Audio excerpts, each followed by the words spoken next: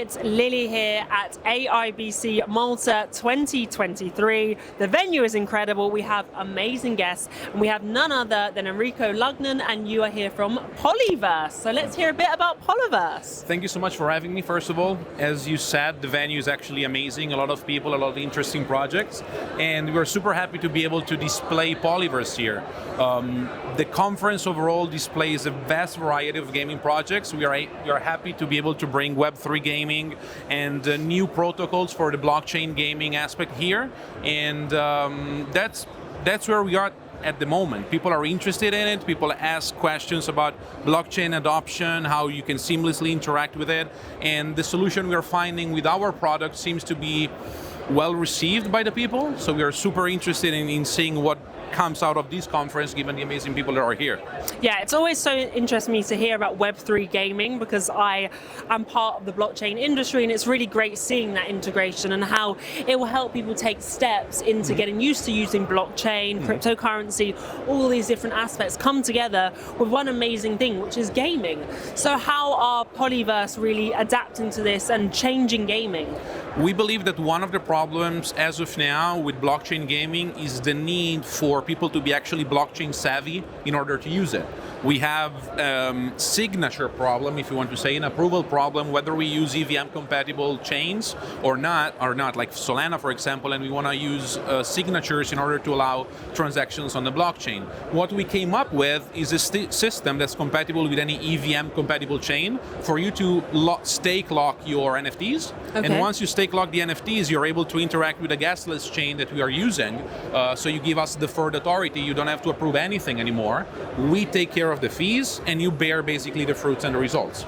Amazing, very interesting. Thank you. Yeah, it's a very, very new way of gaming, and I think so many people are scared about the whole idea of Web3. It's that scary word that everyone's like, can this happen? Is there going to be a change in how we're utilizing the internet?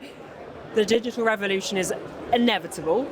Absolutely. Everything changes, and I'm sure that you're going to be there to really help guide people into the future. Hopefully so. I'm sure you. And is there anything you're doing as well with the Metaverse being called Polyverse?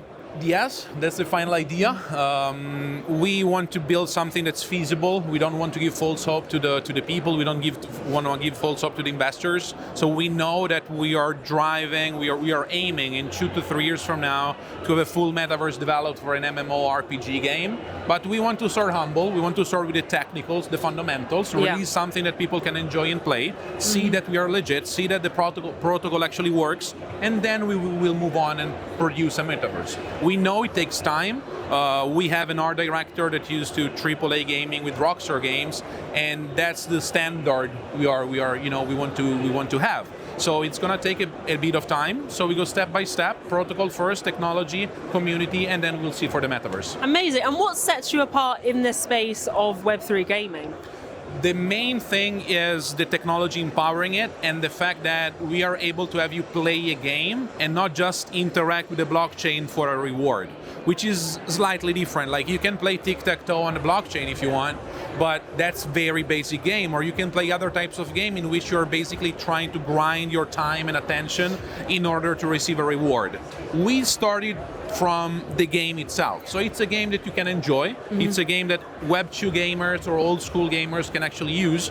It's nothing related to Web3 in terms of interface or in terms of experience, and the protocol doesn't make it seem like it's a Web3 game. So that's what, to us, sets us apart, because it's a seamless integration, not in terms of technology only, but also in terms of UI and UX. Yeah, trying to make things as simple as possible for people, because they don't want them barriers to be in place. The best way is to really ease them through, and gaming really is the ultimate way to do that. Absolutely. And it's so exciting seeing so many people here from the gaming industry. I can imagine you also want to make some collaborations happen while you're here as well. And who would you be looking to collaborate with?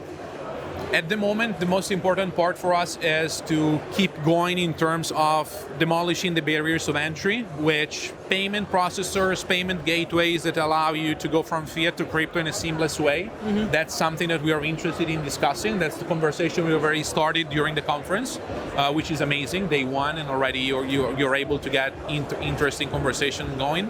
But that's mostly it, because we want you to be able to play a game that's on the blockchain without the need for you to ever interact with the blockchain unless for the first time, like it's in the old times where you would put your CD or your game on the PS5, PS4, whatever you had, you put it on once and that's basically it. That's the only interaction you made physically. Yeah. And our concept with NFT staking, it's the same.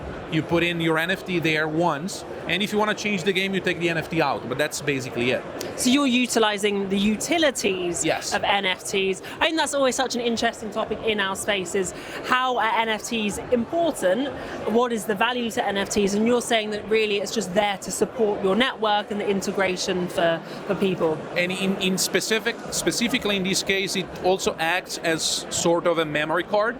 So your progress in game gets stored on your NFT. So if you decide to play and grind and you want to achieve good results, aim for the top of the leaderboard, get the prizes, whatever you want, you can do it. But if at any point you decided that character doesn't fit you anymore, but you've grinded on it, you've spent countless hours on it, and you want to pass it to someone else, the intrinsic value that you actually gave to the NFT will actually reflect on the floor price of your NFT. So you're able to exchange it. It sounds like a play-to-earn model, but it's not necessarily. You worked on something, it increased the value because of your skills, and then you decide to put your premium on the price that you actually spend and sell it to someone else. Amazing. That's a great utility of NFTs. I love hearing these case studies because, as I say, so many people are negative about NFTs at the moment, but actually it really is applicable to many things within the blockchain industry. It is. And are you based here in Malta, or you're visiting here? No, we are visiting. Our big company, the development company, it's based in Dubai. The IP company, it's based in Samingsan. So we are all from around the world. We are from Germany, from Italy, from Dubai, from India, from Pakistan, from Vietnam. We try to cover all the time zones, and 25 people working remotely around the world. It's also a great thing because you're able to bring cultures together and see things that from one perspective only you might not be able to see. And this also allows for some inclusivity in terms of cultural, in terms of cultural aspects that it's within the game by design. Yeah, I mean, this is my first time here in Malta. I live in Dubai as well, actually, and it's blown me away. It's incredible. I'm being here for such an amazing event. And what brought you here to AIBC? Why here? We believe that at these type of events, first of all, as I said, we were looking to go to an event where we could find the right integration between blockchain, gaming, and payment processors. So that's first of all what we thought was great. We were getting ready to go public because we built in silence for 2 years, actually over 2 years, because we started in late November and then February 2022. And we weren't ready to release anything to the public, but we wanted to get the feeling and see what people were saying about the game. And we said, let's go to the conference and see and present for the first time our teaser, our video. Feedback has been amazing. Conference has been amazing. Potential suppliers have been really kind and really good to talk to, and I hopefully will see each other in Dubai in February. Definitely, yeah. It's such an amazing event. It really is bringing together amazing people in the industry. We're so happy to have people like you here showcasing what's to come in the future. So thank you so much, Enrico. Thank you so much. Thank you.